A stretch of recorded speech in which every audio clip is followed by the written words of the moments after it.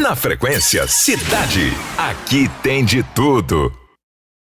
Oi, pessoal, boa tarde. Boa tarde para você, ouvinte da 100.1, também quem está no youtube.com/cidadejf.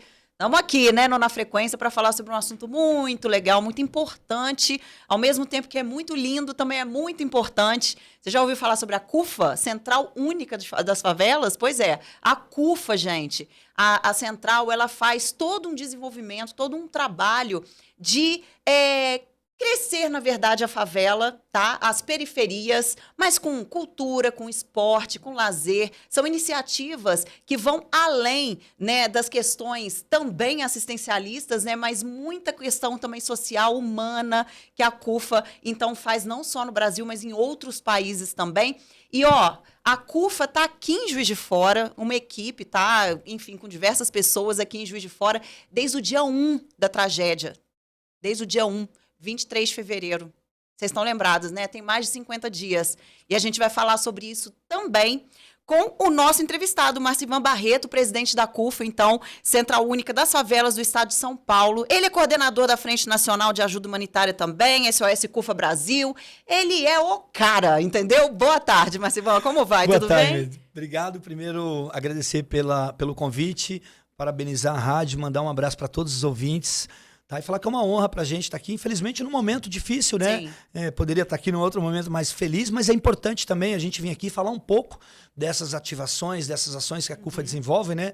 A CUFA é uma organização hoje com 30 anos de vida, mas que a gente está presente nos 26 estados brasileiros, mais o Distrito Federal, em 5 mil comunidades em todo o Brasil, mas nós estamos em 72 países. Inclusive agora, nesse exato momento, a gente está com um grupo de atuação lá na África, em Bengali, que também teve um desastre climático lá uma semana atrás. Então, mais de 50 mil famílias desabrigadas, a gente está atuando lá. Então, um trabalho muito sério de empreendedorismo, de assistencialismo, mas principalmente de levar oportunidades, de trazer a comunidade para o asfalto, mostrar para a comunidade, mostrar para as periferias que elas podem sim, que a Constituição brasileira nos dá o direito de território, que elas podem estar acessando qualquer nível, tanto da nível social, de alto escalão, quanto nível de trabalho também. Perfeito, muito bom. Aí, ó, definiu o CUFA, né, gente, pra gente, né? Muito bom. Eu queria muito que você falasse pra gente aí como é que tá sendo a atividade, né, todo o trabalho da CUFA aqui em Juiz de Fora, né, desde, como eu tinha dito aqui no início, desde o dia 1 dessa tragédia toda, enfim, que matou mais de 60 pessoas, né, em Ubá também, que vocês estão em Ubá também. Como é que tá sendo esse trabalho aqui, depois de 50 dias? Agora é uma fase, eu não falo mais tranquila, porque nenhuma fase é tranquila, porque você está lidando com vidas, né? Com pessoas que estão desalojadas. Você imagina um parente que está na casa do outro parente há mais de 50 dias. Então já começa um estresse naturalmente, por causa de espaços e tudo. Então a gente ainda tem muitas pessoas ainda que estão alojadas, que estão precisando de apoio. Mas o primeiro momento que foi o mais difícil ali, como você falou, nós chegamos aqui num dia mesmo que aconteceu, no dia seguinte, a equipe da nossa presidente Marciele, que é a nossa presidente da CUFA aqui de Minas, já estava atuante aqui. Nós, como eu falei, mobilizamos mais de 500 toneladas de donativo, mas é um trabalho de formiguinha, é um trabalho muito de humanismo, né? Não adianta numa catástrofe como essa, a gente já tem expertise, inclusive eu faço parte, eu sou o coordenador nacional da Frente SOS, exatamente para a gente entender qual é a necessidade do momento, né? Nós tivemos na frente de tudo quando aconteceu em Petrópolis, que vocês lembram, mas Rio Grande do Sul também, que passou por uma dificuldade enorme em setembro, na região de Roca Salles e Mussum, mas que no final do ano já destruiu praticamente o estado do Rio Grande do Sul, na região de Canoas, de Matias Velhos, que a gente também teve atuando lá. Então a gente já tem essa experiência de ativar nessas frentes humanitárias, porque é isso, num primeiro momento é entender qual é a necessidade. Quando a nossa equipe chega num local como esse, você primeiro tem que acolher as pessoas ainda estão, infelizmente, desenterrando os seus entes queridos. Então, como você atender essa mãe? Como você acolher uma mãe que está desenterrando um filho? É muito difícil, sabe? Então, a gente tem um grupo de trabalho de psicólogos que é trabalhado para isso, para que a gente tenha humanamente acolher essa mãe e aí, num primeiro momento, entender o que ela precisa, se ela precisa de uma fralda, se ela precisa de um leite, se ela precisa de um acolhimento de uma casa, de uma cama. Então, esse que é o trabalho. E aí, conforme os dias forem passando, a gente vai se adaptando às necessidades, né? A gente sempre fala que a gente chega e fica. Infelizmente, é muito ruim de falar, mas eu tenho que falar isso, nos momentos de catástrofe como esse, você vê uma grande mobilização, né, da imprensa, de influência, de famosos, de artistas, e depois de uma semana, 2 semanas, some todo mundo, parece que tudo voltou ao normal. E é aí que está o problema. Exatamente. Por isso que você falou que nós estamos aqui há 52 dias, porque a gente sabe que o problema é muito mais sério, é muito mais grave. Essas famílias agora precisam de ser acolhidas, precisam de material de limpeza, precisam de talheres, precisam de fogão, de geladeira, de cama. Estão voltando para os seus lares. As próprias máquinas VAP, como eu te falei, queria já agradecer o Instituto Alok, agradecer o Alok por essa grande parceria que o Alok fez aqui em Minas Gerais com a gente. O Alok tem uma sensibilidade, uma relação boa com o Juiz de Fora, sim, que eu não sabia, né? É muito incrível isso, eu não sabia. Depois eu descobri que o Bascar, que é o tio do Alok que esteve aqui comigo, não, o Alok, pô, ele ama. Então, assim, foi fantástico ver a aceitação, tanto das organizações quanto das associações. Quando eu levei os donativos que o Alok mandou, né, além das doações, mas o Alok mandou máquinas VAPs que a gente lavou a casa das famílias. Sim. Então, por exemplo, o próprio Zói, que está aqui, que é meu coordenador, Zói, que você teve naquela casa daquele senhor lá. O Franklin. Onde foi o Jockey Club. Jockey Club 1. Lá ficou bem ruim. A gente vê lá uma casa de um senhor que 15 dias depois ele tava com uma lama dentro da casa dele, um cara com 2 filhas pequenas, cara, com crianças pequenas. Então, como que a gente faz? Como que você vai chegar 1 semana, 2 semanas, vai embora, se com 20 dias depois as famílias estavam precisando de socorro? Então, a gente prontamente foi com a nossa equipe lá, com as máquinas da VAP, lavamos, entregamos a casa deles. É só vocês olhar pelas redes da CUFA Minas Gerais aí, que vocês vão ver o trabalho humano que a gente tem feito aqui na cidade, né? Não é um trabalho de aparecer, é um trabalho de acolhimento, sim, de realmente atender. E aí eu te falo, atender com tudo, tá? As famílias aqui estão recebendo produtos da Boticário. Eu teve uma senhora que essa semana falou comigo lá em Milho Branco, que ela falou, moça, eu nunca ganhei um creme Guesse, que era um creme Lily, né? Desculpa aí eu ter que fazer propaganda, não, mas... Não tem problema, porque são clientes. É isso. Mas é isso aí, ó. São clientes, que bom. Mas pra você ver o carinho que a gente cuida, né? Então, assim, que eu te falei, é ser humano, né? De acolher a criança, de acolher a mãe, mas falar, olha, mãe, tem um mimo aqui pra você, tem um mimo pra essa criança, tem um chocolate na Páscoa. Então é isso que a gente tem feito, tá? Aqui em Juiz de Fora, e não só em Juiz de Fora, em Ubá, como eu falei, isso. Acabei de chegar de Ubá, vim correndo aqui pra rádio, porque a gente estava entregando. Essa semana eu entreguei mais de 10 toneladas de donativos, de doações, só essa semana para Ubá. Foram 2 viagens que eles vieram carregar na nossa base aqui. Mas hoje eu estava entregando máquinas VAP para que eles possam usar nas creches, nas escolas, mas também nas casas das famílias lá. Maravilha. Agora, você falou sobre a questão do acolhimento até psicológico, né? Mas vocês, por exemplo, que trabalham na CUFA, né? E pela CUFA, vocês também precisam desse tipo de acolhimento quando vocês chegam nesses lugares? Eu sei que vocês, assim, se for parar para pensar, né? Tanto trabalho que vocês já fizeram em tantos desastres também, né? Mas é diferente? Né? Cada um é diferente, vocês têm esse acolhimento também, como é que é? É diferente, boa pergunta, você não estava preparado. Cara, eu acho que o maior exemplo é aquele cara que está do meu lado ali, ele vive chorando, pena que ele não está aqui, ele vive chorando, eu pego ele chorando, por esses atendimentos, cara, por essa sensibilidade de uma pessoa que te abraça. Eu conheci a dona Cida, que é a moradora lá do Parque das Águas, que é uma comunidade super carente, cara, que a dona Cida tinha vergonha de falar comigo porque estava sem dente, cara. Tadinha. Sabe? Então é ser humano, cara, sabe? E o cuidado que você tem que ter com as pessoas é isso, é entender que as pessoas estão com fome, que elas estão ali às vezes no desespero, que nem sempre você vai ser recepcionado de uma boa forma. Né? Às vezes ela tá nervosa porque o filho mesmo que perdeu o marido ou alguém que tá com fome. Então você tem que ter essa acessibilidade, sabe? De vir aqui em Juiz de Fora e de deixar minha família, porque eu tenho uma filha de 9 meses. Eu tô há 52 dias fora de casa, né? O Elito Zóio tem 4 filhos. O Felipe mora em Mariana. O próprio Deco, que é o rapaz que trabalha com a gente, que tá auxiliando, tem uma mãe idosa que ele cuida dela. Então, quando você abdica disso, é porque realmente você quer fazer o bem. Tá? A gente não recebe nenhum centavo para estar aqui. Nós não somos remunerados. Eu sou funcionário público e sou produtor de carreira. Assim como o Zóia é mestre de cozinha, assim como o Lipe é produtor artístico. Então, cada nós temos uma profissão. A gente lhe deu o nosso tempo, viemos aqui para cuidar de gente, para tentar minimamente tirar um pouco do sofrimento dessas mães, e não só as mães que foram atingidas, tá? É isso que é muito importante falar isso. A gente recebeu 500 toneladas de alimentos. Então, a gente ia atender todo mundo que foi atendido durante 5 anos aqui, se fosse atender. Então, a gente atendeu a população carente, a população que precisa de afeto, precisa de carinho, mães solo, mães PCDs, mães com crianças com deficiência. É isso que é o trabalho que a gente fez em mais de 25 comunidades. Se você olhar lá no Instagram da CUFA Minas, você vai ver várias comunidades, a maioria, quase todas as comunidades de Juiz de Fora, a gente andou. Muito bom. E a gente agradece até Desculpa por a isso. emoção. Não, imagina. A gente está aqui para isso também. Nosso espaço é aberto.